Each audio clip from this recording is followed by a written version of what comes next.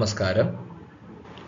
നമ്മുടെ ഇന്നത്തെ കോൺട്രാക്റ്റ് ആക്ടിൻ്റെ ക്ലാസ്സിൽ ഡിസ്ചാർജ് ഓഫ് കോൺട്രാക്റ്റ് എന്ന ടോപ്പിക്കാണ് നമ്മൾ ഡീൽ ചെയ്യുന്നത്. നിങ്ങൾ നമ്മുടെ സിലബസ് ശ്രദ്ധിച്ചു കഴിഞ്ഞാൽ പെർഫോമൻസ് ഓഫ് കോൺട്രാക്റ്റ് എന്ന് പറയുന്ന ഒരു ഏരിയ കൂടി നമുക്ക് കവർ ചെയ്യേണ്ടതായിട്ടുണ്ടായിരുന്നു. അപ്പോൾ ആ ടോപ്പിക്കും നമ്മൾ ഈ ഒരു പർട്ടിക്കുലർ ഏരിയയുടെ അണ്ടറിലാണ് ഡിസ്കസ് ചെയ്യുന്നത്. അപ്പോൾ എപ്രകാരമൊക്കെയാണ് ഒരു കരാറിലെ കക്ഷികളുടെ ബാധ്യത അത് അവസാനിക്കുക എന്നതാണ് ഡിസ്ചാർജ് ഓഫ് കോൺട്രാക്റ്റ് എന്ന് പറയുന്നത് കൊണ്ട് ഉദ്ദേശിക്കുന്നത്. അപ്പോൾ അതിൻ്റെ വ്യത്യസ്തമായ വഴികൾ എന്തൊക്കെയാണെന്ന് നമുക്ക് വിശദമായിട്ട് പഠിക്കാം. നമുക്ക് നമ്മുടെ ക്ലാസ്സിലേക്ക് കടക്കാം. സോ ഡിസ്ചാർജ് ഓഫ് കോൺട്രാക്റ്റ്, ഒരു കരാറ് ഡിസ്ചാർജ് ചെയ്യുക എന്ന് പറഞ്ഞു കഴിഞ്ഞാൽ അതിലെ കക്ഷികളുടെ ബാധ്യതകൾ പൂർണ്ണമായും അവസാനിക്കുക, അല്ലെങ്കിൽ ഒരു പർട്ടിക്കുലർ വ്യക്തിയുടെ ബാധ്യത അതിലൂടെ അവസാനിച്ചു എന്നാണ് ഡിസ്ചാർജ് കൊണ്ട് ഉദ്ദേശിക്കുന്നത്. ഇപ്പോൾ ഇവിടെ താഴെ പറഞ്ഞിരിക്കുന്ന വ്യത്യസ്തമായിട്ടുള്ള രീതികളിൽ നമുക്കൊരു കരാറ് ഡിസ്ചാർജ് ചെയ്യപ്പെടുന്നതായിട്ട് കണക്കാക്കാൻ സാധിക്കും. Liability under contract comes to an end when the object of contract is fulfilled or otherwise as provided hereunder. Discharge means the termination of liabilities under the Contract Act. അപ്പോൾ ഇന്ത്യൻ കോൺട്രാക്റ്റ് നിയമപ്രകാരം ഏതെല്ലാം സാഹചര്യങ്ങളിലാണ് ഒരു കരാറുമായി ബന്ധപ്പെട്ട് വരുന്ന കക്ഷികളുടെ ബാധ്യതകൾ terminate ആവുന്നത്, ആ സാഹചര്യത്തെ അല്ലെങ്കിൽ അത്തരം സാഹചര്യങ്ങളെയാണ് നമ്മൾ ഡിസ്ചാർജ് ഓഫ് കോൺട്രാക്റ്റ് എന്ന് വിശേഷിപ്പിക്കുന്നത്. ഡിസ്ചാർജ് പൊതുവായിട്ട് ഏതെല്ലാം തരത്തിലാണ്? By performance of contract, by breach of contract, agreement or novation, impossibility of performance and by operation of law ആണ് സംഭവിക്കാറ്. ഇപ്പോൾ ഇതിലാദ്യമായിട്ട് പെർഫോമൻസ് ഓഫ് കോൺട്രാക്റ്റ്, അതായത് കരാറിലെ വ്യവസ്ഥകൾ പൂർത്തിയാകുമ്പോൾ, കരാറിലെ വ്യവസ്ഥകൾക്കനുസരിച്ച് അതിലെ എല്ലാ കക്ഷികളും അവരുടെ കടമകൾ നിറവേറ്റുമ്പോൾ കരാറ് അവസാനിക്കുന്നതായിട്ട് നമുക്ക് കാണാൻ സാധിക്കും. ഇപ്പോൾ ഒരു ഉദാഹരണം പറയാനാണെങ്കിൽ, നിങ്ങൾ ഒരു വ്യക്തിക്ക് ഒരു വീട് വാടകയ്ക്ക് കൊടുക്കുന്നു. അപ്പോൾ വാടക കാലാവധി തീർന്ന ശേഷം നിങ്ങൾ ആ വീട് തിരികെ പൊസഷൻ എടുക്കുകയും ആ പ്രസ്തുത വാടകക്കാരൻ വീടിൻ്റെ താക്കോല് നിങ്ങളെ തിരികെ ഏൽപ്പിക്കുകയും ചെയ്തു കഴിയുമ്പോൾ അവിടെ നിങ്ങൾക്കിടയിലുള്ള ആ ഒരു വാടക കരാറ് പൂർത്തിയായതായി നമുക്ക് കണക്കാക്കാൻ സാധിക്കും. അപ്പോൾ അവിടെ പെർഫോമൻസിലൂടെയാണ് ഈ ഒരു കരാറ് പൂർത്തിയാവുന്നത്. ഇനി ബൈ ബ്രീച്ച് ഓഫ് കോൺട്രാക്റ്റ്, അതായത് കരാറ് ലംഘിക്കപ്പെടുമ്പോൾ, ഏതെങ്കിലും ഒരു കക്ഷി കരാറിലെ വ്യവസ്ഥകൾ പാലിക്കാതെ വരുമ്പോൾ മറുകക്ഷിക്ക് നിയമപരമായ നടപടികൾ എടുക്കാനും കരാറിലെ ബാധ്യതകളിൽ നിന്ന് ഒഴിവാകാനായിട്ടും സാധിക്കും. അല്ലെങ്കിൽ ഒരു കരാറിലെ വ്യവസ്ഥകൾക്കൊരു ബ്രീച്ച് വരുത്തി കഴിഞ്ഞാൽ പിന്നെ ആ കരാറ് അവിടെ ടെർമിനേറ്റ് ആയതായിട്ടാണ് നമ്മൾ കണക്കാക്കുന്നത്. ഇതാണ് ബ്രീച്ച് ഓഫ് കോൺട്രാക്റ്റ് എന്ന് പറയുന്നത്. ഇപ്പോൾ ഒരു വീട് പണിയാനായിട്ട് കരാറെടുത്ത വ്യക്തി പണി പൂർത്തിയാക്കാതെ അത് നിർത്തിക്കഴിഞ്ഞാൽ വീട്ടുടമസ്ഥന് അയാളുമായുള്ള കരാറ് അവസാനിപ്പിക്കാനും നഷ്ടപരിഹാര തുക ആവശ്യപ്പെടാനും സാധിക്കും. അതാണ് discharge by breach of contract. ഇനി എഗ്രിമെൻ്റ് ഓർ നൊവേഷൻ, അതായത് പുതിയ ഉടമ്പടിയിലൂടെ അല്ലെങ്കിൽ പുതിയ എന്തെങ്കിലും തരം ടേംസ് ആൻഡ് കണ്ടീഷൻസിലൂടെ കരാറിൻ്റെ അടിവേരിലേക്ക് തന്നെ ഇറങ്ങിച്ചെല്ലുന്ന തരത്തിലുള്ള പുതിയ വ്യവസ്ഥകൾ. ഇപ്പോൾ കരാറിൽ ഏർപ്പെട്ട കക്ഷികൾ പുതിയൊരു കരാറുണ്ടാക്കി പഴയത് അവസാനിപ്പിക്കുകയോ അല്ലെങ്കിൽ പുതിയ വ്യവസ്ഥകൾ, വളരെ സുപ്രധാനമായ വ്യവസ്ഥകളോ മാറ്റങ്ങളോ ഉൾപ്പെടുത്തുകയോ ചെയ്യുമ്പോൾ അവർക്കിടയിൽ ഉണ്ടായിരുന്ന ഒറിജിനൽ എഗ്രിമെൻ്റ് അവസാനിച്ചതായി നമ്മൾ കണക്കാക്കും. അതിനെയാണ് എഗ്രിമെൻ്റ് ഓർ നൊവേഷൻ എന്ന് പറയുന്നത്. ഇപ്പോൾ ഒരു ഉദാഹരണം പറയാനാണെങ്കിൽ എയും ബിയും തമ്മിൽ ഒരു കരാർ ഉണ്ടാക്കുന്നു എന്ന് കരുതുക. ഒരു പ്രത്യേക തരം ഗുഡ്, ഒരു വസ്തു, അതിൻ്റെ ഇത്ര യൂണിറ്റ്, ഒരു 500 യൂണിറ്റ് 100 രൂപ വീതം നൽകാമെന്ന് എഗ്രിമെൻ്റ് ഉണ്ടാക്കുന്നു. പക്ഷേ മാർക്കറ്റിലെ സാഹചര്യങ്ങൾ കണക്കിലെടുത്ത് വളരെ ഫ്ലക്ച്വേറ്റിംഗ് ആയിട്ട്, അല്ലെങ്കിൽ മാർക്കറ്റ് കൊളാപ്സ് ആവുമ്പോൾ ഇതിൻ്റെ വില കൂടുകയോ കുറയുകയോ ഒക്കെ ചെയ്തു കഴിഞ്ഞാൽ ഇതിനനുസരിച്ച് രണ്ടുപേരും കൂടി സമ്മതിച്ചുകൊണ്ട് കരാറിലെ വ്യവസ്ഥകൾക്ക് മാറ്റം കൊണ്ടുവരികയാണെന്ന് കരുതുക. ഇപ്പോൾ ഒരു യൂണിറ്റിൻ്റെ എണ്ണത്തിലോ അല്ലെങ്കിൽ വില വിവരത്തിലോ അല്ലെങ്കിൽ എത്രാം തീയതി അല്ലെങ്കിൽ ഏത് സമയത്താണ് ഇത് നടപ്പിലാക്കേണ്ടത് എന്ന തരത്തിലൊക്കെ വ്യവസ്ഥയിൽ മാറ്റം വരുത്തുമ്പോൾ അവിടെ അവർക്ക് ഇടയിലുണ്ടായിരുന്ന ആദ്യത്തെ കരാറ് അപ്രസക്തമാവുകയാണ്. അത് പിന്നീട് അതിനൊരു സാധുതയും അല്ലെങ്കിൽ അതിന് പിന്നീട് ഒരു പ്രസക്തിയും ഇല്ലാതാകുകയാണ്. അപ്പോൾ ആ സാഹചര്യത്തിൽ ഈ വ്യവസ്ഥകളിൽ വരുത്തിയ മാറ്റങ്ങളിലൂടെ എഗ്രിമെൻ്റ് ഓർ നൊവേഷൻ എന്ന് പറയുന്ന പ്രക്രിയ അപ്ലൈ ആകുകയും കോൺട്രാക്റ്റ് ആ രീതിയിൽ ഡിസ്ചാർജ് ആയതായിട്ടും നമുക്ക് കണക്കാക്കാൻ സാധിക്കും. അടുത്തത് 4ാമത്തെ മോഡാണ് ഇംപോസിബിലിറ്റി ഓഫ് പെർഫോമൻസ്. അതായത് അസാധ്യമായ സാഹചര്യങ്ങളിൽ, നമ്മൾ ഇതിനെപ്പറ്റി ജസ്റ്റ് ഓൾറെഡി പഠിച്ചതാണ്.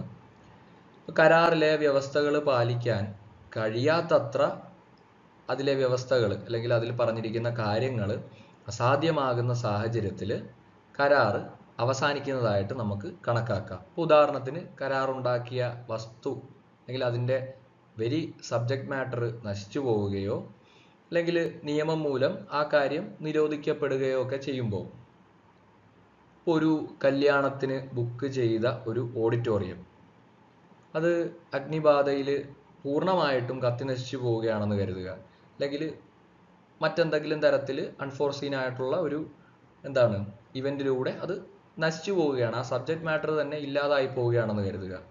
അപ്പോൾ ആ സാഹചര്യത്തിൽ ആ കരാറ് by impossibility of performance terminate ആകുകയാണ്, ഡിസ്ചാർജ് ആകുകയാണ്. പിന്നെ 5ാമത്തെ മോഡാണ് ബൈ ഓപ്പറേഷൻ ഓഫ് ലോ. നിയമപരമായിട്ടുള്ള കാരണങ്ങളിലൂടെ ചില പ്രത്യേക നിയമപരമായ സാഹചര്യങ്ങൾ കാരണം കരാറ് സ്വാഭാവികമായി അവസാനിപ്പിക്കപ്പെടുന്നതായിട്ട് നമുക്ക് കാണാൻ സാധിക്കും. ഉദാഹരണത്തിന് ഒരു കക്ഷി മരിക്കുകയോ അല്ലെങ്കിൽ പാപ്പരാകുകയോ ഒക്കെ ചെയ്യുന്ന സാഹചര്യങ്ങളിൽ കരാറ് അവരെ സംബന്ധിച്ചിടത്തോളം ടെർമിനേറ്റ് ആയി.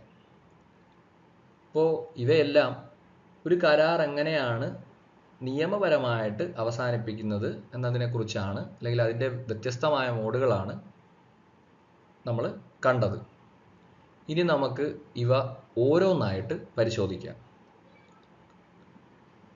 അപ്പോൾ അതിലാദ്യമായിട്ട് discharge by performance of contract. പ്രവൃത്തിയിലൂടെ എങ്ങനെയാണ് എന്നുള്ളത് നോക്കാം. In this case the parties fulfill their respective promises under the contract and the contract comes to an end. Section 37 provides for the obligation of parties to contract. It provides that parties must either perform, that is actual performance, or offer to perform. അപ്പോൾ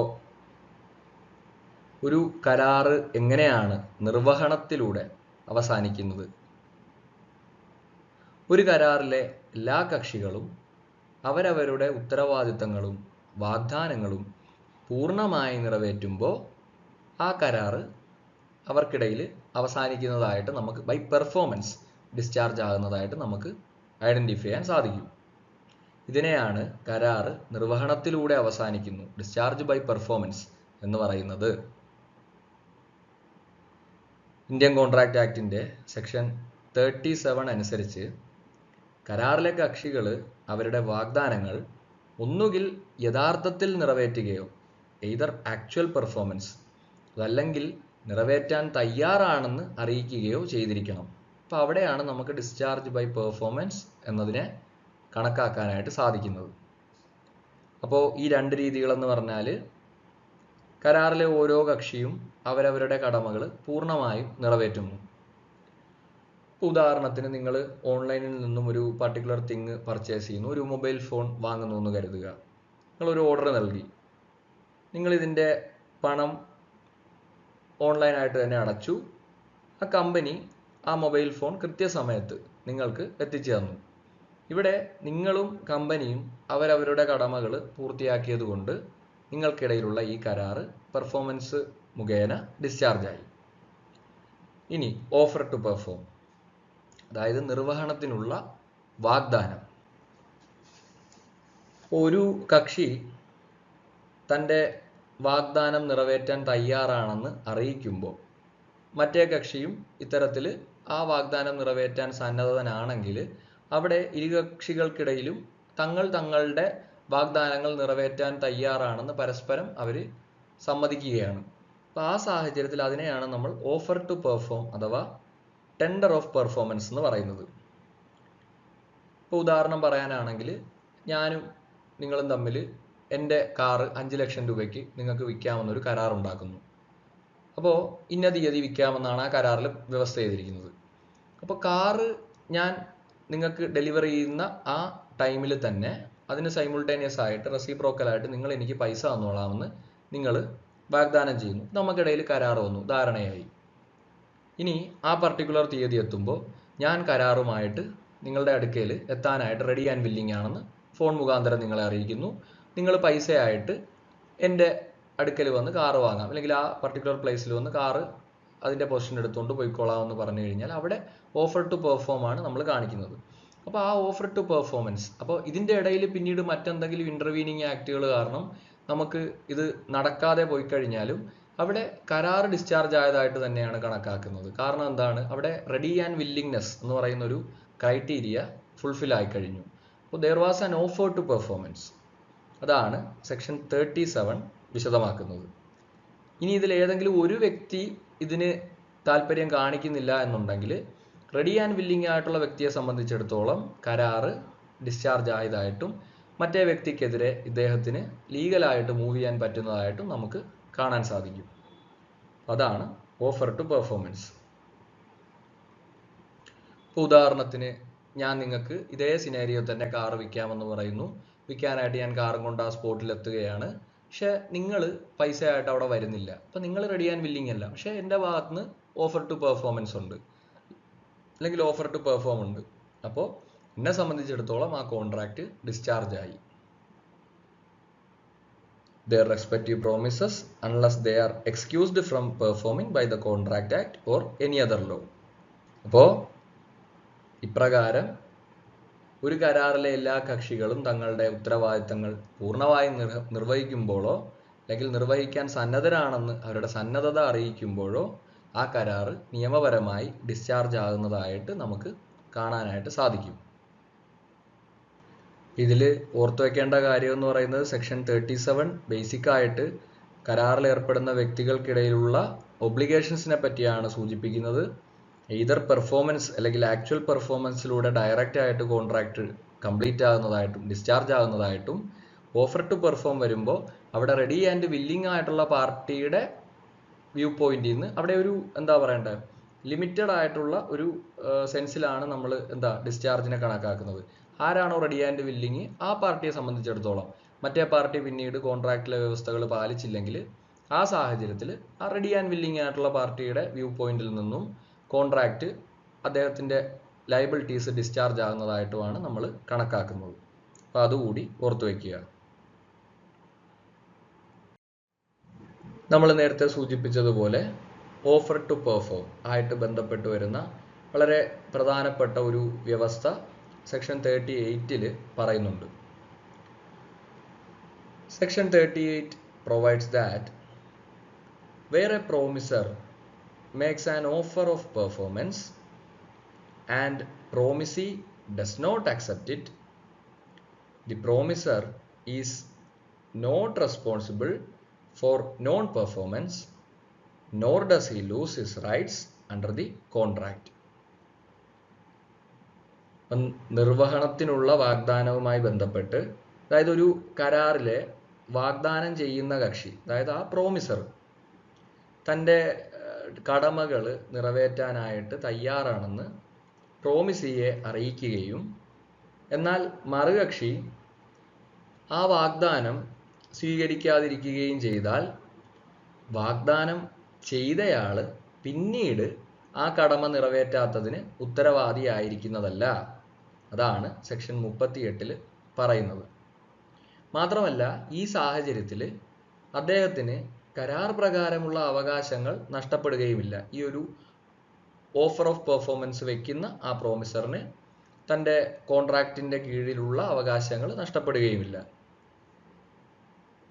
അപ്പോൾ ലളിതമായി പറഞ്ഞു കഴിഞ്ഞാൽ എൻ്റെ ഭാഗം ഞാൻ ചെയ്യാൻ തയ്യാറായി, പക്ഷെ നിങ്ങളത് സ്വീകരിക്കാത്തത് കൊണ്ട് എനിക്ക് ചെയ്യാൻ കഴിയാതെ വന്നു കഴിഞ്ഞാൽ പിന്നീട് ആ കാര്യം ചെയ്യാത്തതിൻ്റെ പേരിൽ എനിക്കെതിരെ ഉത്തരവാദിത്തം അല്ലെങ്കിൽ ലയബിലിറ്റി വരികയില്ല. മാത്രവുമല്ല നമ്മൾക്കിടയിലുള്ള കരാറുമായി ബന്ധപ്പെട്ട് എൻ്റെ അവകാശങ്ങൾ നഷ്ടപ്പെട്ടു പോവുകയുമില്ല. അതാണ് സെക്ഷൻ 38 പറയുന്നത്. ഇനി എന്തെല്ലാമാണ് essentials of a valid offer to perform? Following are the essentials of a valid tender of performance. 1. It must be unconditional. ഇപ്പോൾ ഒരു വാഗ്ദാനം നിയമപരമായി സാധുതയുള്ളതാണെന്ന് പരിഗണിക്കപ്പെടാനായിട്ട് താഴെ പറയുന്ന 5 കാര്യങ്ങളാണ് നിർബന്ധമായും ഉണ്ടായിരിക്കേണ്ടത്. അതിൽ ആദ്യത്തെയാണ് മസ്റ്റ് ബി അൺകണ്ടീഷണൽ എന്ന് പറയുന്നത്. അപ്പോൾ നിരുപാധികമായിരിക്കണം. വാഗ്ദാനം ഒരു ഉപാധികളും കൂടാതെ ആയിരിക്കണം നടത്തേണ്ടത്, ചെയ്യേണ്ടത്.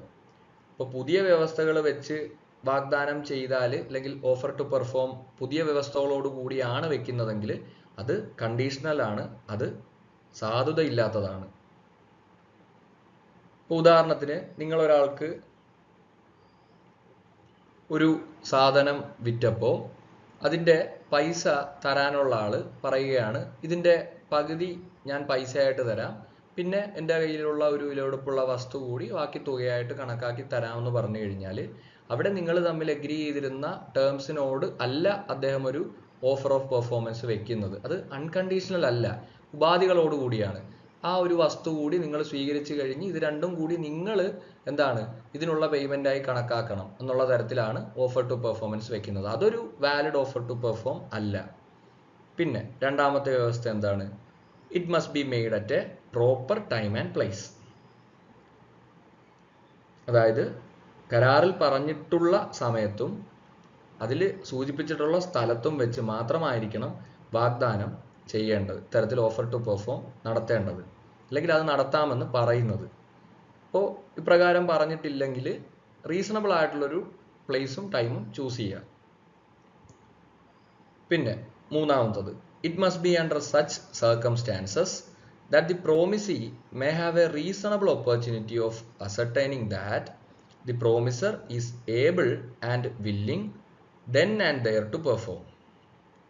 അതായത് വാഗ്ദാനം ചെയ്യുന്നയാൾക്ക് അത് നിറവേറ്റാനുള്ള കഴിവും താല്പര്യവും അതിനുള്ള മനസ്സുമുണ്ടെന്ന് മറുകക്ഷിക്ക് മനസ്സിലാക്കാൻ കഴിയുന്ന സാഹചര്യത്തിലായിരിക്കണം വാഗ്ദാനം ചെയ്യേണ്ടത്. ഇപ്പോൾ നിങ്ങളുടെ അടുത്ത് നിന്ന് ഒരു പർട്ടിക്കുലർ സാധനം വാങ്ങാൻ വരുന്ന ഒരു വ്യക്തി കയ്യിൽ പണവുമായിട്ടാണ് വരുന്നതെന്ന് കരുതുക, അല്ലെങ്കിൽ എന്തെങ്കിലും തരത്തിൽ താൻ റെഡി ആൻഡ് വില്ലിങ് ആണ് എന്ന് പറയുമ്പോൾ അതിനെ കാണിക്കാനുള്ള അല്ലെങ്കിൽ നമ്മുടെ മനസ്സിൽ അദ്ദേഹം റെഡി ആൻഡ് വില്ലിങ് ആണെന്ന് കാണിക്കത്തക്ക വിധത്തിലുള്ള എന്തെങ്കിലും ഒരു റീസണബിൾ ഓപ്പർച്യൂണിറ്റി നമുക്ക് കിട്ടിയിരിക്കണം. പിന്നെ the promisee must have reasonable opportunity to see the thing offered is same as promised to deliver or not. അതായത് ഇത്തരത്തിൽ ഓഫർ ചെയ്യപ്പെടുന്ന സാധനം കരാറിൽ പറഞ്ഞ അതേ സാധനം തന്നെയാണോ എന്ന് പരിശോധിക്കാൻ മറുകക്ഷിക്ക് അവസരം നൽകണം. ഉദാഹരണത്തിന് കാർ വിൽക്കാനുള്ള ഒരു കരാറിൽ റെഡി ആൻഡ് വില്ലിങ്നെസ് കാണിക്കാനായിട്ട് കാറിൻ്റെ താക്കോല് കൊണ്ടുപോയിട്ട് ഞാൻ നിങ്ങളുടെ കയ്യിൽ ഇതേ തരികയാണ് എന്ന് പറഞ്ഞിട്ട് മാത്രം കാര്യമില്ല. കാറ് താൻ ഉദ്ദേശിച്ചത് തന്നെയാണോ അല്ലെങ്കിൽ കരാറ് പ്രകാരമുള്ളത് തന്നെയാണോ എന്ന് കാണിക്കത്തക്ക രീതിയിൽ ഉള്ള എന്തെങ്കിലും ഒരു കാർ ഓടിച്ചിട്ട് ആ സ്ഥലത്തേക്ക് വരിക, അല്ലെങ്കിൽ കാറ് ആ സ്ഥലത്ത് കൊണ്ടുവന്ന് ഇട്ടിട്ട് താക്കോല് കൊടുക്കുക. അപ്പോൾ ആ സാഹചര്യത്തിലൊക്കെ ഓഫർ ടു പെർഫോം ആയിട്ട് അല്ലെങ്കിൽ അദ്ദേഹത്തിൻ്റെ വില്ലിങ്നെസ് കാണിക്കുന്നതായിട്ട് നമുക്ക് മനസ്സിലാക്കിയെടുക്കാൻ സാധിക്കും. പിന്നെ the offer of performance must be of whole transaction. അതായത് കരാറിലെ മുഴുവൻ കാര്യങ്ങളും ഒറ്റത്തവണയായി തീർപ്പാക്കാൻ അല്ലെങ്കിൽ നടപ്പിലാക്കാനായിരിക്കണം ഇത്തരത്തിൽ വാഗ്ദാനം ചെയ്യുന്നത്. ഭാഗികമായ വാഗ്ദാനം സാധുവായി കണക്കാക്കാൻ സാധിക്കില്ല എന്നുള്ളതാണ് ഇതിലൂടെ നമുക്ക് മനസ്സിലാക്കാൻ സാധിക്കുന്നത്. അപ്പോൾ അതാണ് essentials of valid offer to perform. ഇനി ഇത്തരത്തിൽ വാഗ്ദാനം ചെയ്യുന്നയാള് ഒരു പ്രോമിസർ മരണപ്പെട്ടാൽ ഒരു കരാറിന് എന്ത് സംഭവിക്കുമെന്ന് നമുക്ക് പരിശോധിക്കാം. After death of promisers, their representatives are bound to perform unless a contrary intention appears from the contract. Where the contract is dependent on the personal skill, on death of the promiser, the representatives are not bound by the obligation. For example, A promises to deliver goods to B on a certain day on payment of ₹1,000. A dies before that day. A's representatives are bound to deliver the goods to B and B is bound to pay ₹1,000 to A's representatives. അപ്പോൾ ഒരു കരാറ് നിർവഹിക്കുന്നതിന് മുമ്പ് promisor, അത് വാഗ്ദാനം ചെയ്യുന്നയാൾ മരണപ്പെട്ടാൽ ആ കരാറ് പൂർത്തിയാക്കേണ്ട ബാധ്യത സാധാരണഗതിയിൽ അയാളുടെ ലീഗൽ റെപ്രസെൻറ്റേറ്റീവ്സിന്, അതായത് നിയമപരമായിട്ടുള്ള പ്രതിനിധികൾക്ക് ആയിരിക്കും. എന്നാൽ ഇതിനൊരു പ്രധാനപ്പെട്ട പോയിന്റ് കൂടി നമ്മൾ ശ്രദ്ധിക്കേണ്ടത്, രണ്ട് രീതിയിലാണ് ഇതിനെ നമുക്ക് കണക്കാക്കാൻ സാധിക്കുന്നത്. വ്യക്തിപരമായ കഴിവ് അല്ലെങ്കിൽ വൈദഗ്ധ്യം ആവശ്യമുള്ള കരാറുകൾ, അത് ആവശ്യമില്ലാത്ത കരാറുകൾ, ഇവ തമ്മിലുള്ള അല്ലെങ്കിൽ ഈ വ്യത്യസ്ത സാഹചര്യങ്ങളിൽ ഇതിന് ഒരു ഡിഫറൻസ് നമുക്ക് കാണാൻ സാധിക്കും. ഇപ്പോൾ കരാറിലെ ജോലി നിർവഹിക്കാൻ വാഗ്ദാനം ചെയ്ത വ്യക്തിയുടെ വ്യക്തിപരമായ കഴിവോ അല്ലെങ്കിൽ വൈദഗ്ധ്യമോ ആവശ്യമില്ലെങ്കിൽ ആ വ്യക്തി മരിച്ചാലും കരാറ് ബാധ്യത അല്ലെങ്കിൽ ആ കോൺട്രാക്റ്റിന്റെ ലയബിലിറ്റി അയാളുടെ നിയമപരമായ പ്രതിനിധികൾക്ക് ഉണ്ടായിരിക്കും, അദ്ദേഹത്തിന്റെ ലീഗൽ റെപ്രസെൻറ്റേറ്റീവ്സിന് ഉണ്ടായിരിക്കും. ഇപ്പോൾ ഉദാഹരണം നമ്മളിവിടെ കൊടുത്തിരിക്കുന്ന ഉദാഹരണം തന്നെയാണ്. എ എന്ന് പറയുന്ന വ്യക്തി ബിക്ക് 1000 രൂപയ്ക്ക് സാധനങ്ങൾ എത്തിച്ച് നൽകാമെന്നൊരു വാഗ്ദാനം നൽകി. എന്നാൽ സാധനങ്ങൾ എത്തിക്കുന്നതിന് മുൻപ് എ മരിച്ചുപോയി. ഈ സാഹചര്യത്തിൽ എയുടെ നിയമപരമായ പ്രതിനിധികൾ ആ സാധനങ്ങൾ ബിക്ക് എത്തിച്ചു കൊടുക്കാനായിട്ട് ബാധ്യസ്ഥരാണ്. അതുപോലെ ബി ആ പണം എയുടെ പ്രതിനിധികൾക്ക് നൽകാനും ബാധ്യസ്ഥരാണ്. ഇനി വ്യക്തിപരമായ കഴിവ് ആവശ്യമുള്ള കരാറുകളാണെങ്കിൽ കരാറ് പൂർത്തിയാക്കാൻ വാഗ്ദാനം ചെയ്ത വ്യക്തിയുടെ പ്രത്യേക കഴിവും അല്ലെങ്കിൽ വൈദഗ്ധ്യവും അദ്ദേഹത്തിൻ്റെ സ്പെഷ്യൽ സ്കില്ലും ഒക്കെ അത്യാവശ്യമായിട്ടുള്ള കരാറാണെങ്കിൽ ആ വ്യക്തി മരിച്ചു കഴിഞ്ഞാൽ കരാറ് അതോടുകൂടി അവസാനിക്കും, അവിടെ കോൺട്രാക്റ്റ് ഡിസ്ചാർജ് ആകും. അപ്പോൾ ഈ സാഹചര്യത്തിൽ അയാളുടെ നിയമപരമായ ലീഗൽ റെപ്രസെൻറ്റേറ്റീവ്സിന് ആ ബാധ്യത ഉണ്ടായിരിക്കില്ല. ഇപ്പോൾ ഉദാഹരണം പറയാനാണെങ്കിൽ വളരെ ഫേമസ് ആയിട്ടുള്ള ഒരു പെയിൻറ്റർ, അദ്ദേഹം ഒരു പെയിൻറ്റിങ് വരച്ച് നൽകാമെന്ന് ഒരു വ്യക്തിയുമായിട്ട് കരാറുണ്ടാക്കുന്നു എന്ന് കരുതുക. ചിത്രം വരയ്ക്കുന്നതിന് മുൻപ് ചിത്രകാരൻ മരിച്ചു പോയി കഴിഞ്ഞാൽ അയാളുടെ ലീഗൽ റെപ്രസെൻറ്റേറ്റീവ്സിന് ആ ചിത്രം വരച്ച് നൽകാൻ നിയമപരമായി ബാധ്യതയില്ല. വളരെ ലോജിക്കലായിട്ടുള്ള ഒരു വ്യൂ പോയിന്റാണിത്. കാരണം ഇത് ചിത്രകാരൻ്റെ വ്യക്തിപരമായ കഴിവിനെ ആശ്രയിച്ചുള്ള ഒരു കരാറായിട്ടാണ് കണക്കാക്കപ്പെടുന്നത്. അതാണ് എന്താണ് ഒരു ഡെത്ത് ഓഫ് പ്രോമിസർ സംഭവിച്ചു കഴിഞ്ഞാൽ ഉണ്ടാകുന്ന റിസൾട്ട് എന്ന് പറയുന്നത്. ഇനി അടുത്തത്, by whom the contract should be performed under section 40 and 41. ഇപ്പോൾ ഒരു കരാറ് ആരാണ് നിർവഹിക്കേണ്ടത് എന്ന് ഇന്ത്യൻ കോൺട്രാക്റ്റ് ആക്ടിലെ സെക്ഷൻ 40 41 എങ്ങനെയാണ് വ്യക്തമാക്കുന്നത് എന്ന് നമുക്ക് പരിശോധിക്കാം. Section 40 provides that if it appears from the nature of the case that the intention of the parties is that the promise should be performed by the promiser himself, such promise must be performed by the promiser. In other cases, the promiser or his representative may employ a competent person to perform it. ഇപ്പോൾ ഒരു കരാറ് അത് വാഗ്ദാനം ചെയ്തയാൾ തന്നെയാണോ അതോ മറ്റൊരാളെ കൊണ്ട് ചെയ്യിക്കാമോ എന്നതിനെക്കുറിച്ചാണ് സെക്ഷൻ 40 പ്രതിപാദിക്കുന്നത്. നമ്മൾ തൊട്ടു മുമ്പ് നോക്കിയ effect of death of the promisor subsequent to his promise എന്നതുമായിട്ട് സാമ്യമുള്ള ഒരു പ്രൊവിഷനാണ് സെക്ഷൻ 40 പറഞ്ഞിരിക്കുന്ന ഈ ഒരു കാര്യം. ഇപ്പോൾ അവിടെ നമ്മൾ കണ്ടതുപോലെ തന്നെ വ്യക്തിപരമായിട്ടുള്ള കഴിവ് ആവശ്യമുള്ള സാഹചര്യങ്ങളാണെങ്കിൽ ഇപ്പോൾ കരാറ് പൂർത്തിയാക്കാനായിട്ട് വാഗ്ദാനം ചെയ്ത വ്യക്തിയുടെ വ്യക്തിപരമായ പേഴ്സണൽ സ്കില്ലോ അല്ലെങ്കിൽ അദ്ദേഹത്തിൻ്റെ വൈദഗ്ധ്യമോ ഒക്കെ അത്യാവശ്യമാണെങ്കിൽ ആ വ്യക്തി തന്നെ അത് ചെയ്തിരിക്കണം. മറ്റൊരാളെ കൊണ്ട് ചെയ്യിക്കാനായിട്ട് കഴിയില്ല. നമ്മൾ ആ പെയിൻറ്ററിൻ്റെ ഉദാഹരണത്തിൽ കണ്ട പോലെ ഒരു പെയിൻറ്റിങ് ഒരു വ്യക്തിയെ ഏൽപ്പിക്കുമ്പോൾ അത് അദ്ദേഹത്തിൻ്റെ വർക്ക് കിട്ടാൻ വേണ്ടിയിട്ടാണ് നമ്മൾ അദ്ദേഹത്തെ ഏൽപ്പിക്കുന്നത്. അപ്പം മറ്റാരെ കൊണ്ടും അത് നിറവേറ്റാൻ സാധിക്കില്ല. ഇനി വ്യക്തിപരമായ കഴിവ് ആവശ്യമില്ലെങ്കിൽ കരാർ നിറവേറ്റാനായിട്ട് ഒരു പ്രത്യേക വ്യക്തിയുടെ പേഴ്സണൽ സ്കില്ലോ അല്ലെങ്കിൽ അദ്ദേഹത്തിൻ്റെ അറിവോ വൈദഗ്ധ്യമോ ഒന്നും ആവശ്യമില്ലെങ്കിൽ ആ സാഹചര്യത്തിൽ പ്രോമിസർക്ക് എയ്തർ അത് സ്വയം ചെയ്യുകയോ അല്ലെങ്കിൽ മറ്റൊരു വ്യക്തിയെ അതിനു വേണ്ടി എംപ്ലോയ് ചെയ്യാൻ സാധിക്കുകയോ ചെയ്യും. അപ്പോൾ if the contract is one which is based on personal skill, then it must be performed by the promiser himself. അതാണ് ഇവിടെ നിന്നും നമ്മൾ മനസ്സിലാക്കേണ്ടത്.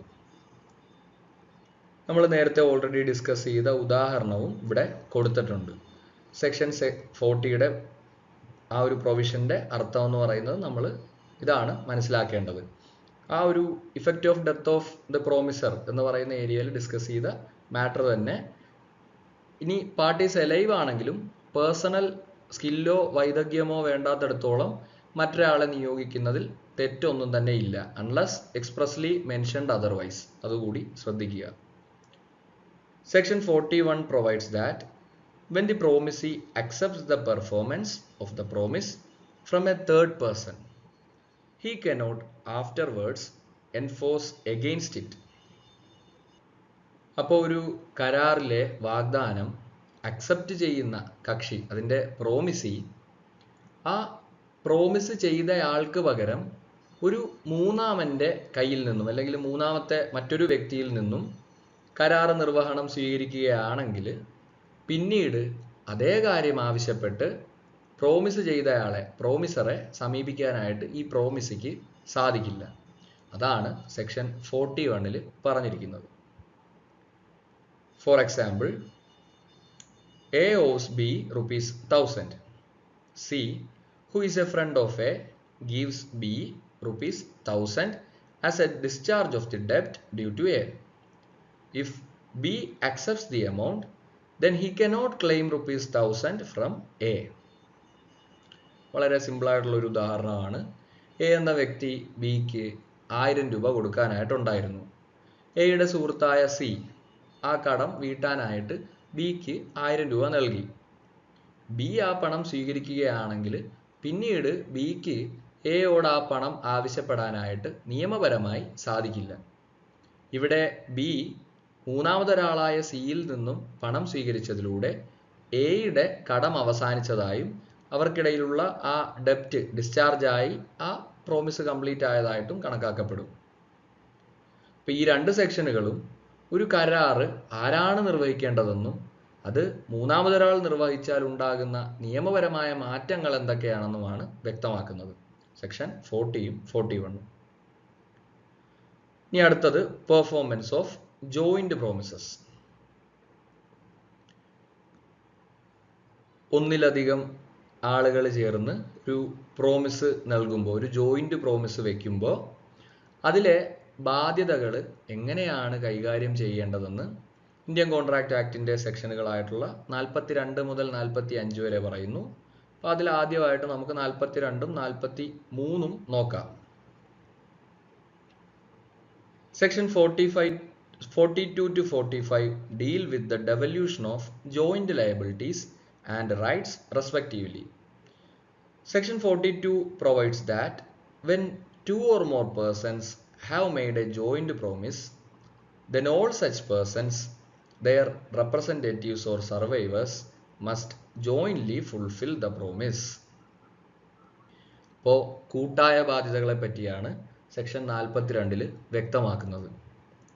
രണ്ടോ അതിലധികമോ ആളുകൾ ഒരുമിച്ച് ഒരു വാഗ്ദാനം ചെയ്താൽ അവരെല്ലാവരും, അല്ലെങ്കിൽ അവരുടെ മരണശേഷമാണെങ്കിൽ ഇത്തരത്തിൽ നമ്മൾ നേരത്തെ പറഞ്ഞ പോലത്തെ കേസുകളല്ലാത്ത പക്ഷം അവരുടെ ലീഗൽ റെപ്രസെൻറ്റേറ്റീവ്സ്, അവരുടെ നിയമപരമായിട്ടുള്ള പ്രതിനിധികളും ചേർന്നുകൊണ്ട് ആ വാഗ്ദാനം പൂർത്തിയാക്കാൻ ബാധ്യസ്ഥരാകും. ഇതിനർത്ഥം ആ കടം തീർക്കാനുള്ള ബാധ്യത അല്ലെങ്കിൽ ആ ലയബിലിറ്റി ഡിസ്ചാർജ് ചെയ്യാനുള്ള ബാധ്യത എല്ലാവർക്കും ഒരുമിച്ച് വരുന്നു എന്നതാണ്. ഒരു ഉദാഹരണം പറയാനാണെങ്കിൽ എയും ബിയും സിയും ചേർന്നിട്ട് ഡിക്ക് ഒരു 3000 രൂപ നൽകാനായിട്ട് കരാറുണ്ടാക്കിയെന്ന് കരുതുക. കടം അവർ ഡിയിൽ നിന്നും എടുത്തു, അപ്പോൾ അത് തിരികെ നൽകാമെന്ന് കരാറുണ്ടാക്കിയെന്ന് കരുതുക. ഈ തുക മുഴുവനായി നൽകാനുള്ള ബാധ്യത എക്കും ബിക്കും സിക്കും ഒരുമിച്ചാണ്. ഇനി ഇതിലിപ്പോൾ എ മരിച്ചുപോയി എന്ന് കരുതുക. അപ്പോൾ എയുടെ പ്രതിനിധികൾക്കും പിന്നെ ബിക്കും സിക്കും ആയിരിക്കും ചേർന്നുകൊണ്ട് ഈ ഒരു ബാധ്യത വരിക. അതാണ് സെക്ഷൻ 42 പറഞ്ഞിരിക്കുന്നത്.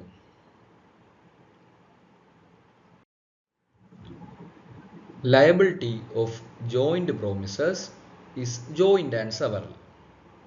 Section 43 provides that in the case of joint promises, in absence of any contract to the contrary, the promisee may compel any one or more of such joint promises to perform the whole of the promise. Joint promises between themselves may then compel contribution. അപ്പോൾ joint and several ലയബിലിറ്റിയെ പറ്റി പ്രതിപാദിക്കുന്ന സെക്ഷനാണ് section 43. അതായത് കൂട്ടായതും ഒറ്റയ്ക്കുമുള്ളതായിട്ടുള്ള ബാധ്യത. ഇപ്പം കരാറിൽ പ്രത്യേകം വ്യവസ്ഥകളില്ല എങ്കിൽ പ്രോമിസ് അക്സെപ്റ്റ് ചെയ്ത വ്യക്തിക്ക് ഈ തരത്തിൽ തനിക്ക് കൂട്ടായി വാഗ്ദാനം ചെയ്തവരിൽ ആരിൽ നിന്ന് വേണമെങ്കിലും, അല്ലെങ്കിൽ അവരിൽ എല്ലാവരിൽ നിന്നും കൂടിയോ മുഴുവൻ തുകയും ആവശ്യപ്പെടാനുള്ള അവകാശമുണ്ട്. അതാണ് the liabilities joint as well as several എന്ന് പറയുന്നത്. ഒന്നുകിൽ ഒരു പർട്ടിക്കുലർ വ്യക്തിയോട് മാത്രം ചോദിക്കാം, അല്ലെങ്കിൽ വ്യക്തികളോട് ചോദിക്കാം, അല്ലെങ്കിൽ മുഴുവൻ വ്യക്തികളോടും ചോദിക്കാം. അതാണ് ആ ഒരു സെക്ഷൻ 43 പ്രതിപാദിക്കുന്നത്. ഇപ്പോൾ ഉദാഹരണത്തിന് നമ്മൾ നേരത്തെ പറഞ്ഞതുപോലെ തന്നെ എ ബി സി എന്നിവർ ഡിക്ക് നൽകാനുള്ള 3000 രൂപയുടെ ആ കടം തീർക്കാനായിട്ട് ഡിക്ക് സാധനങ്ങളോ അല്ലെങ്കിൽ സേവനങ്ങളോ നൽകണം എന്ന് കരുതുക. അപ്പോൾ ഈ സാഹചര്യത്തിൽ ഡിക്ക് വേണമെങ്കിൽ മുഴുവൻ തുകയും എയിൽ നിന്ന് മാത്രമോ, അല്ലെങ്കിൽ ബിയിൽ നിന്ന് മാത്രമോ, അല്ലെങ്കിൽ സിയിൽ നിന്ന് മാത്രമോ, അല്ലെങ്കിൽ എയോടും ബിയോടും മാത്രമോ, എയോട് സിയോടും മാത്രമോ, അങ്ങനെ ഏത് രീതിയിൽ വേണമെങ്കിലും മേടിക്കാനായിട്ട് സാധിക്കും. ഇവിടെ ശ്രദ്ധിക്കേണ്ട പ്രധാന കാര്യം എന്ന് പറയുന്നത് എന്താണ്? ജോയിന്റ് പ്രോമിസസ്, അവരുടെ between themselves may compel contribution. അതായത് ഒരു കൂട്ടത്തിനുള്ള മുഴുവൻ ബാധ്യതയും ഒരു പർട്ടിക്കുലർ വ്യക്തിക്ക് മാത്രം തീർക്കേണ്ടി വന്നു കഴിഞ്ഞാൽ മറ്റ് ആ കൂട്ടത്തിലുള്ള വ്യക്തികളിൽ നിന്നും തത്തുല്യമായ തുക ആവശ്യപ്പെടാനായിട്ട് അദ്ദേഹത്തിന് അവകാശമുണ്ട്. അതാണ് കോൺട്രിബ്യൂഷൻ എന്ന് പറയുന്നത്. അപ്പോൾ അതുകൂടി ഇതിൻ്റെ അണ്ടറിൽ നമ്മൾ കാണാൻ സാധിക്കുന്നുണ്ട്. അപ്പോൾ ചുരുക്കത്തിൽ സെക്ഷൻ 42 ജോയിന്റ് ലയബിലിറ്റിയെ പറ്റി പറയുമ്പോൾ സെക്ഷൻ 43 പ്രോമിസിക്ക് ആ ബാധ്യത ആരിൽ നിന്ന് വേണമെങ്കിലും ഈടാക്കാൻ കഴിയുമെന്ന് വ്യക്തമാക്കുന്നു. Unless any provisions to the contrary which appears within the contract itself. ഇനി കൂടാതെ ഒരാൾക്ക് മാത്രമായിട്ട് ഈ മുഴുവൻ ബാധ്യതയും ഏറ്റെടുക്കേണ്ടി വന്നു കഴിഞ്ഞാൽ അദ്ദേഹത്തിന് മറ്റുള്ളവരിൽ നിന്നും തുക തിരികെ ആവശ്യപ്പെടാനും അവകാശമുണ്ടെന്ന് ഈ ഒരു സെക്ഷൻ 43 പ്രത്യേകം മെൻഷൻ ചെയ്തിട്ടുണ്ട്. അതും കോൺട്രാക്റ്റിൽ മറ്റ് വ്യവസ്ഥകൾ ഇതിന് എതിരായിട്ട് കൊടുക്കാത്ത പക്ഷം. അപ്പോൾ അതാണ് സെക്ഷൻ 42 43. ഇനി section 44 provides for effect of release of one of the joint promises. It has the following effects. 1. It does not amount to discharge of other joint promises. And 2. Such release does not free such released promiser from responsibilities to other joint promises. അപ്പോൾ എന്തെല്ലാമാണ് section 44 വ്യക്തമാക്കുന്നത്? കൂട്ടായി ഒരു വാഗ്ദാനം ചെയ്തവരിൽ ഒരാളെ മാത്രം അതിൻ്റെ ബാധ്യതകളിൽ നിന്നും പ്രോമിസി ഒഴിവാക്കി കഴിഞ്ഞാൽ അത് ആ കൂട്ടത്തിലുള്ള മറ്റുള്ളവരെ ബാധ്യതയിൽ നിന്ന് ഒഴിവാക്കിയതായി കണക്കാക്കില്ല. കൂടാതെ ഒഴിവാക്കപ്പെട്ടയാൾക്ക് തൻ്റെ ആ കൂട്ടത്തിലുള്ള മറ്റ് വ്യക്തികളോടുള്ള അല്ലെങ്കിൽ അവർക്ക് കൊടുക്കാനുള്ള വിഹിതം കൊടുക്കേണ്ടി വരികയും ചെയ്യും. അപ്പോൾ അവരോടുള്ള കടമകൾ മാറുന്നില്ല. ഉദാഹരണത്തിന് സെക്ഷൻ 43 ആ ഒരു കോൺട്രിബ്യൂഷൻ ഇത്തരത്തിൽ പ്രോമിസി ഒരു വ്യക്തിയെ ഡിസ്ചാർജ് ചെയ്താൽ കൂടി തൻ്റെ മറ്റ് ആ കൂട്ടത്തിൽപ്പെടുന്ന വ്യക്തികളോടുള്ള അദ്ദേഹത്തിൻ്റെ ലയബിലിറ്റി തീരുന്നില്ല. അതാണ് സെക്ഷൻ 44 1ലും 2ലുമായിട്ട് നമ്മൾ വ്യക്തമാക്കുന്നത്. So, does not discharge other joint promises and internal liability between the joint promises remains still. അപ്പോൾ അത്രയുമാണ് ഇതിൽ നിന്നും മനസ്സിലാക്കേണ്ടത്. ഇപ്പോൾ മനസ്സിലാകാത്തവർക്ക് വേണ്ടി ഒരു ഉദാഹരണം കൂടി പറയാം. നമ്മുടെ നേരത്തെ എക്സാമ്പിളിലെ പോലെ തന്നെ എയും ബിയും സിയും ചേർന്ന് ഡിയോട് കടം മേടിച്ചു. അത് തിരിച്ചു കൊടുക്കുന്നതിൽ നിന്നും ഡി സിയെ മാത്രം ഒഴിവാക്കി എന്ന് കരുതുക. അപ്പം ഈ സാഹചര്യത്തിൽ എയും ബിയെയും ഒഴിവാക്കിയതായി കണക്കാക്കില്ല. അവർ ഡിയോട് കടപ്പെട്ടിരിക്കും. പിന്നെ എക്കും ബിക്കും ഇത്തരത്തിൽ ഡിയുടെ കടം തിരികെ കൊടുക്കേണ്ടി വന്നു കഴിഞ്ഞാൽ സിയെ ഡി ഒഴിവാക്കിയത് കൊണ്ട് എയോടും ബിയോടുമുള്ള സിയുടെ ബാധ്യത തീരുന്നില്ല. എക്കും ബിക്കും സിയിൽ നിന്നും കോൺട്രിബ്യൂഷൻ സെക്ഷൻ 43 പ്രകാരം കോൺട്രിബ്യൂഷൻ ആവശ്യപ്പെടാൻ സാധിക്കും. ഇതാണ് സെക്ഷൻ 44. ഇനി section 45. It provides that when a promise is made to several persons jointly, then unless a contrary intention appears from the contract, the right to claim performance rests with all the promisees jointly and a single promisee cannot demand performance. വളരെ പ്രധാനപ്പെട്ട ഒരു സെക്ഷനാണ്. ഇതിൻ്റെ നേരെ തിരിച്ചുള്ള ഒരു scenario ആണ് ഇവിടെ വ്യക്തമായത്. കൂട്ടായ അവകാശങ്ങളാണ്. ഇപ്പോൾ ഒരു വാഗ്ദാനം പ്രോമിസ് ചെയ്യുന്ന വ്യക്തി ഒരാളെ ഉള്ളൂ. ഇവിടെ പ്രോമിസർ ഒരു വ്യക്തിയേ ഉള്ളൂ. എന്നാൽ പ്രോമിസീസ് ഒന്നിലധികമുണ്ട്. നമ്മൾ ഇത്രയും നേരം നോക്കിയത് മുഴുവൻ ഒന്നിലധികം പ്രോമിസർമാരുണ്ട്, പ്രോമിസി ഒരാളെ ഉള്ളൂ. സെക്ഷൻ 45 നേരെ തിരിച്ചാണ്. ഒറ്റ പ്രോമിസറേ ഉള്ളൂ, ഒന്നിലധികം പ്രോമിസീസ് ഉണ്ട്. അപ്പോൾ സെക്ഷൻ 45 ഒന്നിലധികം പ്രോമിസീസ് ഉണ്ട്, പ്രോമിസർ ഒറ്റ ആളേ ഉള്ളൂ. ഇപ്പോൾ സെക്ഷൻ 45 ഒരു വാഗ്ദാനം ഒന്നിലധികം ആളുകൾക്ക് വേണ്ടി ചെയ്യുമ്പോൾ ആ വാഗ്ദാനം നിറവേറ്റാനുള്ള അവകാശം എല്ലാവർക്കും കൂടി ഒരുമിച്ചായിരിക്കും വരുന്നത്. അതായത് പ്രോമിസീസിന് ഒരുമിച്ച് പ്രോമിസറിനോട് ആ പ്രോമിസ് കീപ്പ് ചെയ്യാനായിട്ട് അപേക്ഷിക്കാൻ സാധിക്കും. അല്ലെങ്കിൽ അദ്ദേഹത്തിന് അത്തരത്തിലെ തൻ്റെ പ്രോമിസ് പെർഫോം ചെയ്യുവാനായിട്ട് പ്രോമിസറിനോട് പറയാൻ സാധിക്കൂ. കരാറിൽ എക്സ്പ്രസ് ആയിട്ട് വ്യവസ്ഥ ചെയ്യാത്തിടത്തോളം ഒരു പ്രോമിസിക്ക് മാത്രമായി ആ പ്രോമിസറിൻ്റെ അടുത്ത് ചെന്നിട്ട് തനിക്ക് ആ കരാറിലെ വ്യവസ്ഥകൾ പ്രകാരം തൻ്റെ പ്രോമിസ് നിറവേറ്റി തരണമെന്ന് പ്രോമിസറിനോട് ആവശ്യപ്പെടാൻ സാധിക്കില്ല.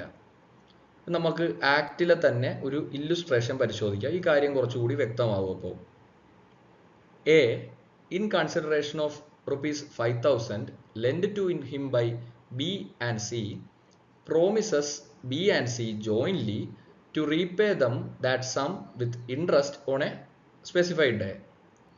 B subsequently dies. The right to claim performance rests with B's representatives jointly with C during C's life and after the death of C with the representatives of B and C jointly. അപ്പോൾ ഇവിടെ A എന്ന് പറയുന്ന വ്യക്തി ഒരു 5000 രൂപ കടവായിട്ട് ബിയുടെയും സിയുടെയും പക്കൽ നിന്ന് വാങ്ങുകയാണ്. അപ്പോൾ ഇവിടെ പ്രോമിസർ ഇത് തിരിച്ചു കൊടുക്കാമെന്ന് എ സമ്മതിക്കുന്നു.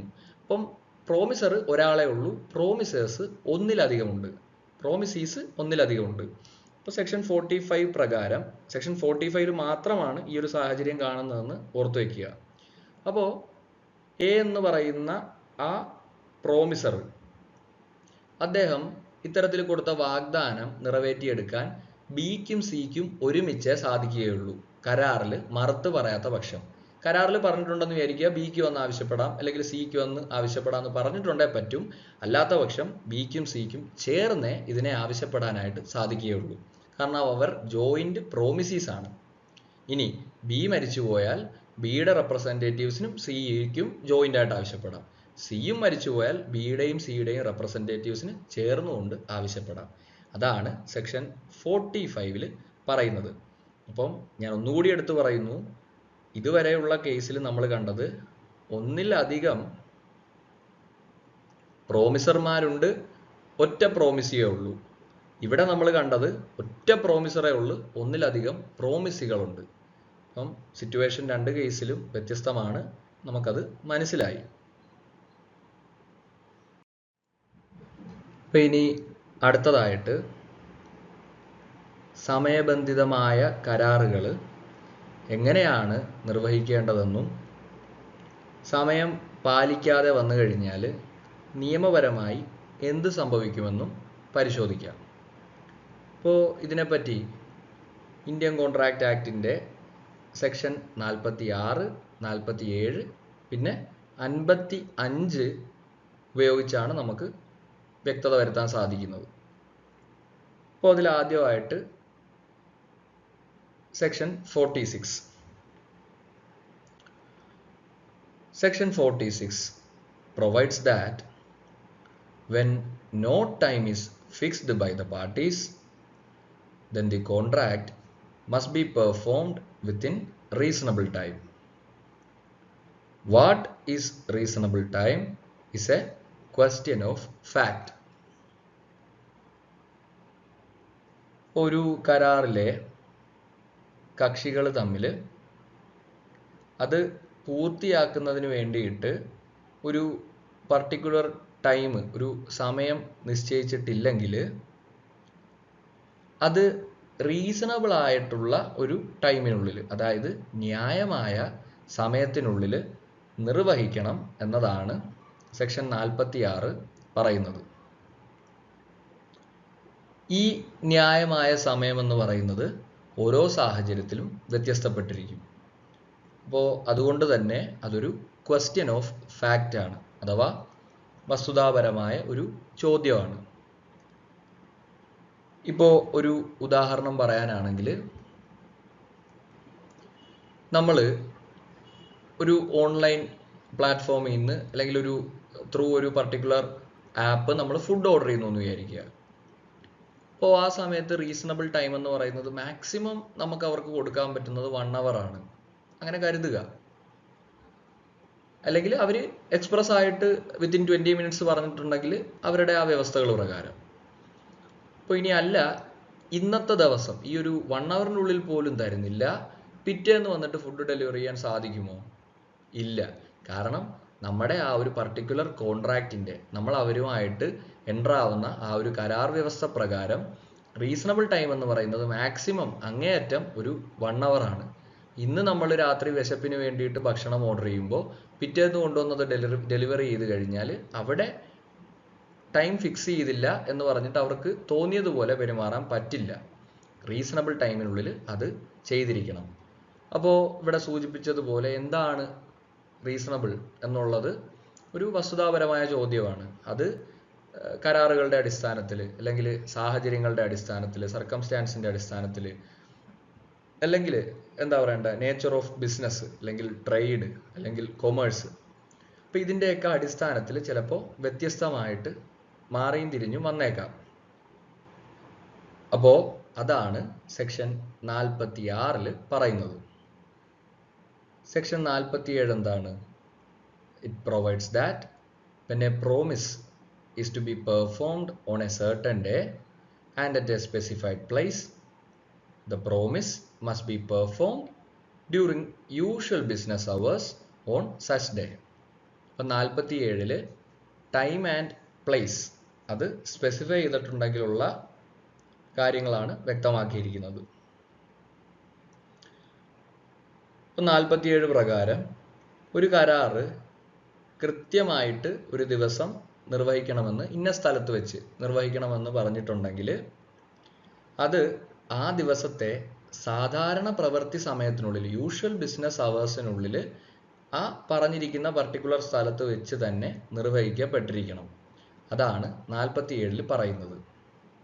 ഇപ്പം നമ്മൾ ശ്രദ്ധിച്ചു കഴിഞ്ഞാൽ ബാങ്കുകൾ പോലെയുള്ള സ്ഥാപനങ്ങളൊക്കെ കൃത്യമായിട്ട് അവർക്കൊരു വിൻഡോ, ഒരു ഓപ്പറേഷണൽ വിൻഡോ അവർ വെച്ചിട്ടുണ്ട്. അപ്പോൾ അതിനെയാണ് നമ്മൾ ബേസിക് ആയിട്ട് ഈ ഒരു ബിസിനസ് അവേഴ്സ് കൊണ്ട് ഉദ്ദേശിക്കുന്നത്. അപ്പോൾ അത് ഓരോ ട്രേഡ് അനുസരിച്ചും ബിസിനസ് അനുസരിച്ചും പ്രൊഫഷൻ അനുസരിച്ചും വ്യത്യസ്തമായിട്ട് വരാം. അപ്പോൾ യൂഷ്വൽ ബിസിനസ് അവേഴ്സ് എന്ന് പറയുന്നതും ഇത്തരത്തിൽ ഷിഫ്റ്റ് ആകാവുന്ന അല്ലെങ്കിൽ ഒരു വ്യത്യസ്തമായിട്ട് വരാവുന്ന ഒരു കൺസെപ്റ്റ് തന്നെയാണ്. അപ്പോൾ ആ ഒരു പർട്ടിക്കുലർ ബിസിനസ്സിൻ്റെ അല്ലെങ്കിൽ അതിൻ്റെ നേച്ചർ പ്രകാരം എന്താണെന്ന് അടിസ്ഥാനപ്പെടുത്തിയിരിക്കും യൂഷ്വൽ ബിസിനസ് അവർ നമ്മൾ ആ ഒരു കേസിൽ അക്കോർഡ് ചെയ്യുന്നത്. ഇതാണ് സെക്ഷൻ 47. ഇനി effect of failure to perform the contract on time under section 55. Section 55 deals with effect of failure to perform at fixed time in such contracts in which time is essential. If such contract is not performed by the promisor at or before a specified time, the whole contract or part of it not performed becomes voidable at the option of the promisee. When time is not essential, the contract does not become voidable, but the promisee is entitled to compensation from the promisor for any loss occasioned to him by such failure. If the promisee accepts the performance at any time other than agreed, where time is of essence, he cannot claim compensation for any loss occasioned by non-performance of the promise at the agreed time unless at the time of such acceptance he has given notice to the promisor of his intention to do so. ഇപ്പോൾ ഒരു കരാറ് പ്രകാരം സമയം എത്രത്തോളം പ്രധാനമാണ് അല്ലെങ്കിൽ അത് ലംഘിക്കപ്പെടുമ്പോൾ എന്ത് സംഭവിക്കും, അതിൻ്റെ ഭവിഷ്യത്ത് എന്താണ് എന്നതിനെ പറ്റിയാണ് സെക്ഷൻ 55 പറയുന്നത്. ഇപ്പോൾ ആദ്യത്തെ കേസിൽ where time is of essence, സമയം അനിവാര്യമായ കരാറുകളെ പറ്റിയാണ് സൂചിപ്പിക്കുന്നത്. ഒരു കരാറിലെ കക്ഷികൾക്ക് സമയം, ആ കരാറുമായി ബന്ധപ്പെട്ട സമയം എന്ന് പറയുന്ന എലമെന്റ് വളരെ പ്രധാനപ്പെട്ടതാണെങ്കിൽ, where time is of the essence, അവർക്കിടയിൽ അത്തരത്തിലൊരു ധാരണയുണ്ടെങ്കിൽ ഒരു കക്ഷി നിശ്ചയിച്ച സമയത്തിനുള്ളിൽ തൻ്റെ വാഗ്ദാനം നിറവേറ്റാൻ പരാജയപ്പെട്ടാൽ ആ കരാറ് റദ്ദാക്കാൻ മറുകക്ഷിക്ക് അവകാശമുണ്ട്. So it is voidable at the option of the other party. ഇപ്പോൾ ഉദാഹരണത്തിന് ഒരു വിവാഹത്തിന് വധുവിന് വിവാഹ വസ്ത്രം തുന്നിച്ചു കൊടുക്കാനായിട്ട് ഒരു വ്യക്തിക്ക് കരാറ് നൽകി, ഒരു തുന്നൽക്കാരന് കരാറ് നൽകി എന്ന് കരുതുക. വിവാഹത്തിന്റെ തലേ ദിവസം ഈ വസ്ത്രം നൽകണമെന്നാണ് കരാറ്. ഈ കരാറിൽ സമയം വളരെ പ്രധാനപ്പെട്ടതാണ്. ഇപ്പോൾ നിശ്ചയിച്ച സമയത്ത് വസ്ത്രം ലഭിക്കാതെ വന്നു കഴിഞ്ഞാൽ ഈ കരാറ് റദ്ദാക്കാൻ വധുവിനോ അല്ലെങ്കിൽ ആ കരാറ് അദ്ദേഹത്തിന് കൊടുത്ത, ആ തുന്നൽക്കാരന് കൊടുത്ത വ്യക്തിക്കോ അവകാശമുണ്ട്. അതാണ് effect of failure to perform contract on time where time is of the essence becomes voidable at the option of the promisee. ഇനി സമയം അനിവാര്യമല്ലാത്ത കരാറുകളിൽ കരാറിലെ കക്ഷികൾക്ക് സമയം അത്ര പ്രധാനപ്പെട്ടതല്ലായിരുന്നുവെങ്കിൽ നിശ്ചയിച്ച സമയത്ത് വാഗ്ദാനം നിറവേറ്റാൻ പരാജയപ്പെട്ട കാരണം കൊണ്ട് മാത്രം കരാറ് റദ്ദാകില്ല. എന്നിരുന്നാലും ഈ പരാജയം കാരണം മറുകക്ഷിക്ക് എന്തെങ്കിലും നഷ്ടമുണ്ടായിട്ടുണ്ടെങ്കിൽ, ഡയറക്റ്റ് കോൺസിക്വൻസ് അല്ലെങ്കിൽ എന്തെങ്കിലും അത്തരത്തിൽ ഡയറക്റ്റ് ലോസ് ഉണ്ടായിട്ടുണ്ടെങ്കിൽ ആ നഷ്ടത്തിന് നഷ്ടപരിഹാരം ആവശ്യപ്പെടാൻ ആ നഷ്ടം സംഭവിച്ച വ്യക്തിക്ക് അവകാശമുണ്ട്. ഇപ്പോൾ ഒരു ഉദാഹരണം പറയാനാണെങ്കിൽ ഒരു വീടിൻ്റെ പെയിന്റ് പണി അത് ഇത്ര ദിവസത്തിനുള്ളിൽ അല്ലെങ്കിൽ ഇത്രാം തീയതിക്കുള്ളിൽ പൂർത്തിയാക്കാമെന്ന് പെയിന്ററുമായിട്ട് ഇദ്ദേഹം ഒരു കരാറിലെത്തുന്നു എന്ന് കരുതുക. ആ കരാറ് പ്രകാരം അദ്ദേഹത്തിന് ആ പർട്ടിക്കുലർ ടൈം പീരീഡിനുള്ളിൽ അത് പൂർത്തിയാക്കാൻ സാധിക്കുന്നില്ല. ഇവിടെ മറ്റ് ഭവിഷ്യത്തുകളൊന്നും ഉണ്ടാകുന്നില്ല. പക്ഷെ എന്നാലും ഇദ്ദേഹത്തിന് പെയിന്റ് അടി പൂർത്തിയാകാത്തത് മൂലം ഈ എക്സ്റ്റെൻഡഡ് ടൈം പീരീഡിലേക്ക് വാടകയ്ക്ക് താമസിക്കേണ്ടി വരുന്നു. അപ്പം ആ സാഹചര്യത്തിൽ തനിക്ക് ഇത്തരത്തിൽ വന്ന നഷ്ടത്തിന് അല്ലെങ്കിൽ അതുമൂലം ഉണ്ടാകുന്ന മറ്റെന്തെങ്കിലും നഷ്ടങ്ങൾക്ക് കോമ്പൻസേഷൻ മേടിക്കാൻ പെയിന്ററിന്റെ കയ്യിൽ നിന്ന് മേടിക്കാനായിട്ട് ഇദ്ദേഹത്തിന് സാധിക്കും. ഡയറക്റ്റ് കോൺസിക്വൻസ് ആയിരിക്കണമെന്ന് മാത്രം. ഇനി ഇതേ സമയത്ത് നമ്മൾ വീടിന്റെ ഹൗസ് വാമിംഗ് ഫംഗ്ഷൻ ഒരു പർട്ടിക്കുലർ തീയതി നിശ്ചയിച്ചിട്ടുണ്ട്, അതിനുള്ളിൽ പെയിന്റ് അടി പൂർത്തിയാക്കണമെന്ന് പറഞ്ഞ് അത് ചെയ്തില്ല എന്നുണ്ടെങ്കിൽ അന്നേ ദിവസം നമ്മൾ ബാക്കി വെച്ചിരുന്ന സകല കരാറുകളും ബാക്കി പ്ലാൻ ചെയ്തതടക്കം എല്ലാ കാര്യങ്ങൾക്കും ബുദ്ധിമുട്ട് സംഭവിച്ചു കഴിഞ്ഞാൽ അവിടെ ഈ first part time is of essential എന്ന് പറയുന്ന ആ ക്രൈറ്റീരിയ ആയിരിക്കും ബാധകമായിട്ട് വരിക. ഇപ്പോൾ കോൺട്രാക്റ്റ് റിപ്പഡിയേറ്റ് ചെയ്യാൻ വോയിഡബിൾ ആക്കാനായിട്ട് മറ്റേ വ്യക്തിക്ക് വീട്ടുടമയ്ക്ക് സാധിക്കും. ഇനി മൂന്നാമത്തെ സിനാരിയോ, ഇപ്പോൾ വൈകി ലഭിക്കുന്ന പ്രകടനം സ്വീകരിക്കുമ്പോൾ സമയം അനിവാര്യമായ ഒരു കരാറിൽ ഒരു കക്ഷി തൻ്റെ വാഗ്ദാനം നിശ്ചിത സമയത്ത് നിറവേറ്റാൻ പരാജയപ്പെട്ടു എന്ന് കരുതുക. എങ്കിലും മറുകക്ഷി വൈകി ലഭിക്കുന്ന ആ പ്രകടനം സ്വീകരിക്കാനായിട്ട് തയ്യാറാണെങ്കിൽ അതിൻ്റെ ഫലം നമുക്ക് ഇതിൽ വ്യക്തമാക്കിയിരിക്കുന്നത് പോലെ നഷ്ടപരിഹാരം ഈ തരത്തിൽ വൈകിയുള്ള പ്രകടനം സ്വീകരിക്കുന്നതിലൂടെ നേരത്തെ അദ്ദേഹം നടത്തിയ ആ വീഴ്ചയ്ക്ക് നഷ്ടപരിഹാരം ആവശ്യപ്പെടാനുള്ള അവകാശം അദ്ദേഹത്തിന് നഷ്ടപ്പെടും. എന്നാൽ ഈ പ്രകടനം സ്വീകരിക്കുന്ന സമയത്ത് തന്നെ വൈകിയുള്ള പ്രകടനത്തിന് താൻ നഷ്ടപരിഹാരം ആവശ്യപ്പെടുമെന്ന് രേഖാമൂലം അറിയിപ്പ് നൽകിക്കഴിഞ്ഞാൽ നഷ്ടപരിഹാരം ആവശ്യപ്പെടാൻ ഇത്തരത്തിൽ അദ്ദേഹത്തിന് തൻ്റെ അവകാശം നിലനിർത്താനായിട്ട് സാധിക്കും. അപ്പോൾ ഇതാണ് ബേസിക് ആയിട്ട് section 55 effect of failure to perform contract on time എന്ന് പറയുന്നത്. ഇനി അടുത്തത് നമ്മൾ നോക്കുന്നത് appropriation of payments, section 59 to 61. ഒരു വ്യക്തിക്ക് മറ്റൊരു വ്യക്തിയോട് ഒന്നിലധികം കടങ്ങളുണ്ടെങ്കിൽ ആ കടങ്ങൾക്കെല്ലാം കൂടി മതിയാകാത്ത ഒരു തുക അയാൾ നൽകിക്കഴിഞ്ഞാൽ അല്ലെങ്കിൽ അതെല്ലാം കൂടി ഒന്നിച്ച് സെറ്റിൽ ചെയ്യാൻ പറ്റാത്തക്ക വിധമുള്ള ഒരു തുകയാണ് അദ്ദേഹം നൽകുന്നതെങ്കിൽ ആ പണം ഏത് കടത്തിന്മേൽ കൂട്ടിച്ചേർക്കണം എന്ന് ഇന്ത്യൻ കോൺട്രാക്ട് ആക്ടിൽ പറയുന്ന സെക്ഷനുകളാണ് സെക്ഷൻ 59 മുതൽ 61 വരെയുള്ള സെക്ഷൻസ്. അപ്പോൾ ഇതിനെയാണ് നമ്മൾ അപ്രോപ്രിയേഷൻ ഓഫ് പേയ്മെന്റ് എന്ന് വിളിക്കുന്നത്. If the debtor owes several distinct debts to one person and he makes payment which is not sufficient to satisfy all the debts, then the question arises as to which particular debt the payment is to be applied. Following three principles govern this position of law. 1. Appropriation by debtor under section 59. It provides that the debtor has the right to request the creditor to apply the payment to discharge of a particular debt. ഇപ്പോൾ കടക്കാരൻ്റെ തീരുമാനം, അതായത് പണം നൽകുന്ന കടക്കാരനാണ് ഏത് കടത്തിന്മേൽ തുക കൂട്ടിച്ചേർക്കണമെന്ന് തീരുമാനിക്കാൻ ആദ്യത്തെ അവകാശം സെക്ഷൻ 59 പ്രകാരം കടം വീട്ടുന്ന ആ വ്യക്തിക്ക്. ഇപ്പൊ പണം നൽകുമ്പോൾ തന്നെ ഇത് ഇന്ന കടം തീർക്കാൻ വേണ്ടിയാണെന്ന് അയാൾക്ക് കടം കൊടുക്കുമ്പോൾ ആ താൻ കടം വാങ്ങിയ വ്യക്തിയോട് പറയാനായിട്ട് സാധിക്കും. ഇപ്പോൾ ഉദാഹരണത്തിൽ എ എന്ന് പറയുന്ന വ്യക്തിക്ക് ബിക്ക് 2018 19 20 ആയിട്ട് ഒരു 10,000 രൂപ വീതം നൽകാനുണ്ടെന്ന് കരുതുക. എ ഇപ്പോൾ 21 വന്നിട്ട് 10,000 രൂപ നൽകിക്കഴിഞ്ഞാൽ ഇത് 2018 കടം തീർക്കാൻ വേണ്ടിയാണ് എന്ന് ബിയോട് പറയാൻ എക്ക് സാധിക്കും. അപ്പോൾ ആ കടത്തിലേക്ക് മാത്രമേ ഇത് അപ്രോപ്രിയേറ്റ് ചെയ്യപ്പെടുകയുള്ളൂ. അപ്പോൾ അതാണ് appropriation by debtor under section 59. ഇനി section 60 appropriation by creditor.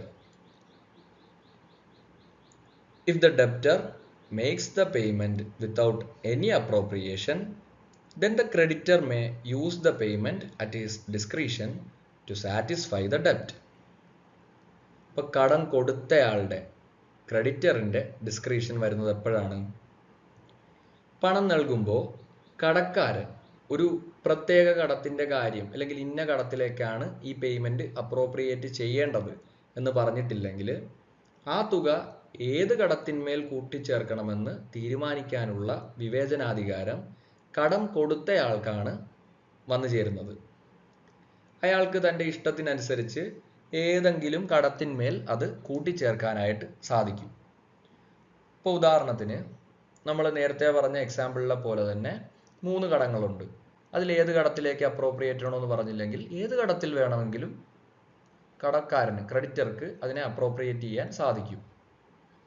അപ്പോൾ ഇതിൻ്റെ പ്രത്യേകത, ഈ സെക്ഷൻ 60യുടെ ഒരു പ്രത്യേകത എന്ന് പറഞ്ഞു കഴിഞ്ഞാൽ ഇത്തരത്തിൽ അപ്രോപ്രിയേറ്റ് ചെയ്യുമ്പോൾ നിയമപരമായിട്ട് ടൈം ബാർഡ് ആയിട്ടുള്ള ഡെപ്റ്റ്സ്, അതായത് ലിമിറ്റേഷൻ ആക്ട് പ്രകാരം നമ്മൾ പഠിക്കുമ്പോൾ ടൈം ബാർഡ് ഡെപ്റ്റിലേക്ക് പോലും അപ്രോപ്രിയേറ്റ് ചെയ്യാൻ ക്രെഡിറ്റർക്ക് സാധിക്കും.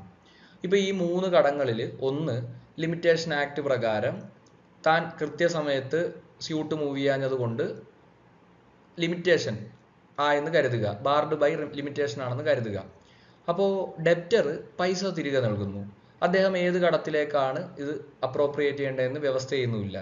അപ്പോൾ സെക്ഷൻ 60 നൽകുന്ന ഡിസ്ക്രിഷണറി പവർ, ആ വിവേചനാധികാരം ഉപയോഗിച്ചുകൊണ്ട് ക്രെഡിറ്റർക്ക് ആ ടൈം ബാർഡ് ഡെപ്റ്റിലേക്ക് കൂടി ഈ ഒരു പേയ്മെൻറ്റിനെ അപ്രോപ്രിയേറ്റ് ചെയ്യാൻ സാധിക്കും. അപ്പോൾ ലിമിറ്റേഷൻ എന്ന് പറയുന്നത് റെമഡി ബാർ ചെയ്യുന്നതേ ഉള്ളൂ, എന്നാൽ റൈറ്റ് എക്സോസ്റ്റ് ചെയ്യുന്നില്ല എന്ന് പറയുന്നതിനൊരു ഉദാഹരണം കൂടിയാണ് ഈ സെക്ഷൻ 60. അതുകൊണ്ട് ശ്രദ്ധിച്ച് പഠിക്കുക. ഇനി appropriation by law under section 61. If neither party makes appropriation, then in such case the law gets the right to appropriate the payment and the law prevails to satisfy the debts in the order of time in which they are incurred.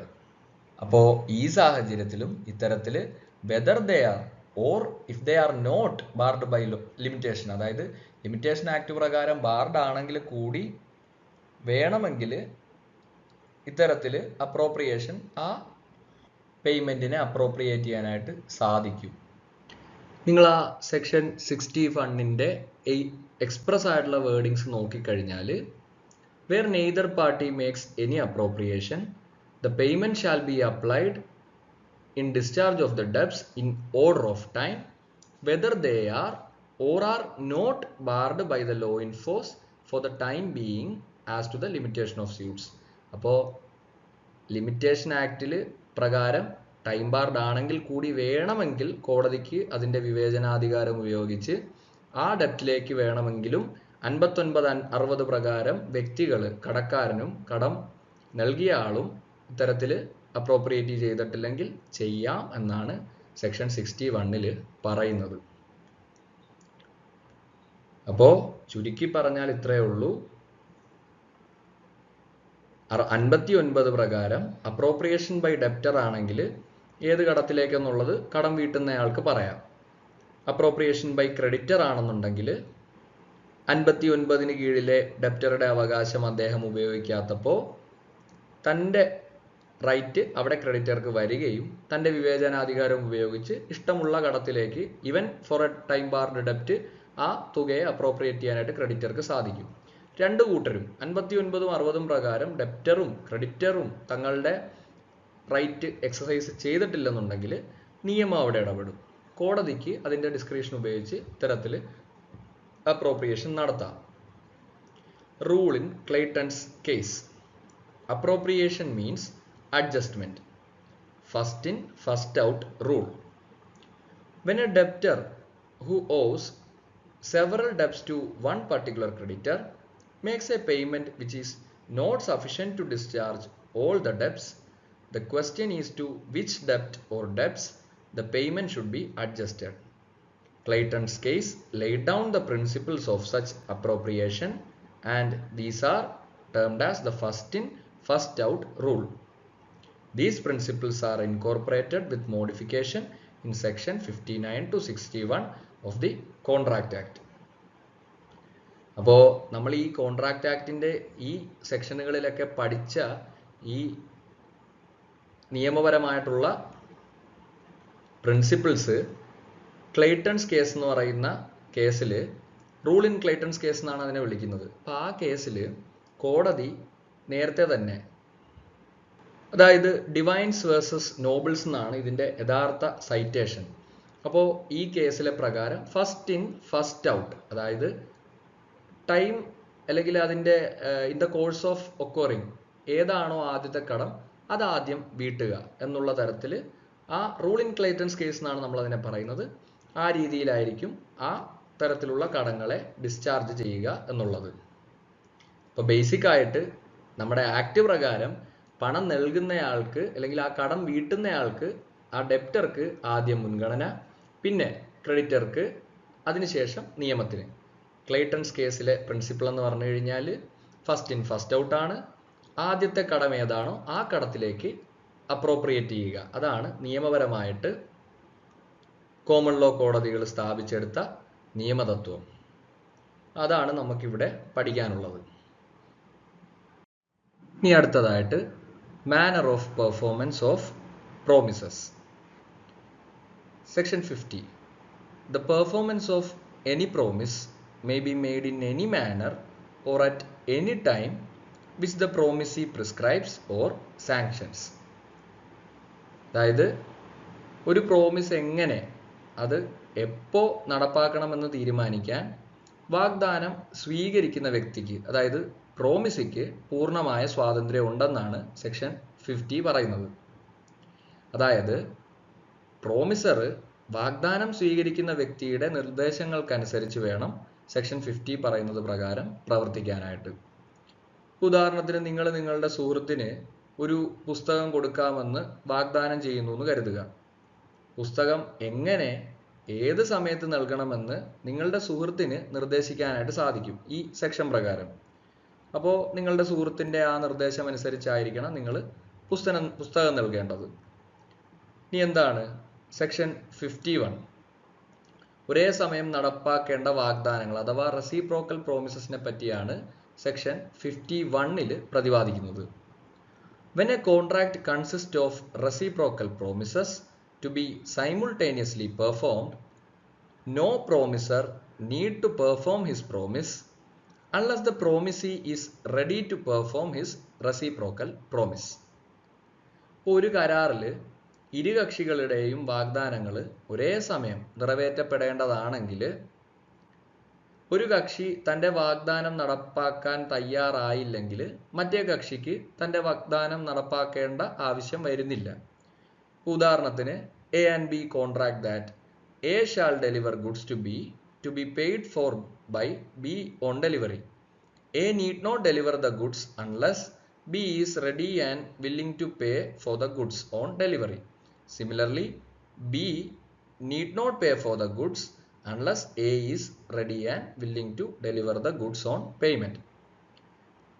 അതായത് A ബിക്ക് സാധനങ്ങൾ നൽകുകയും B സാധനങ്ങൾ കൈപ്പറ്റുമ്പോൾ പണം നൽകുകയും ചെയ്യാമെന്ന് കരാറുണ്ടാക്കി കഴിഞ്ഞാൽ B പണം നൽകാൻ തയ്യാറായില്ലെങ്കിൽ എക്ക് സാധനങ്ങൾ നൽകേണ്ട ബാധ്യതയില്ല. അതുപോലെ എ സാധനങ്ങൾ നൽകാൻ തയ്യാറായില്ലെങ്കിൽ പിക്ക് പണം നൽകേണ്ട ആവശ്യവുമില്ല. ഇതാണ് റെസിപ്രോക്കൽ പ്രോമിസസിന്റെ കാര്യത്തിൽ സെക്ഷൻ 51-ൽ പ്രതിപാദിക്കുന്നത്. ഇനി section 52, where the order in which reciprocal promises are to be performed is expressly fixed by the contract, they shall be performed in that order. And when the order is not expressly fixed by the contract, they shall be performed in that order which the nature of transaction requires. Section 52 പ്രകാരം ഒരു കരാറിലെ പരസ്പര വാഗ്ദാനങ്ങൾ ഏത് ക്രമത്തിൽ നടപ്പാക്കണമെന്ന് കരാറിൽ വ്യക്തമായി പറഞ്ഞിട്ടുണ്ടെങ്കിൽ ആ ക്രമത്തിൽ തന്നെ അവ നടപ്പാക്കണം. അങ്ങനെ കരാറിൽ പറഞ്ഞിട്ടില്ലെങ്കിൽ ആ നേച്ചർ ഓഫ് ട്രാൻസാക്ഷൻ, അതിൻ്റെ കരാറിൻ്റെ അല്ലെങ്കിൽ ആ ഇടപാടിൻ്റെ സ്വഭാവം അനുസരിച്ച് അവയുടെ ക്രമം തീരുമാനിക്കാം. ഉദാഹരണത്തിന് A and B contract that A shall build a house for B at a fixed price. A's promise to build the house must be performed before B's promise to pay for it. ഇപ്പോൾ A ബിക്ക് ഒരു വീടുണ്ടാക്കി നൽകാൻ കരാറുണ്ടാക്കി കഴിഞ്ഞാൽ ഈ കരാറിൻ്റെ സ്വഭാവം അനുസരിച്ച് ആദ്യം വീട് നിർമ്മിക്കേണ്ടത് എ ആണ്. അതിനുശേഷം മാത്രമേ ബി പണം നൽകേണ്ടതുള്ളൂ.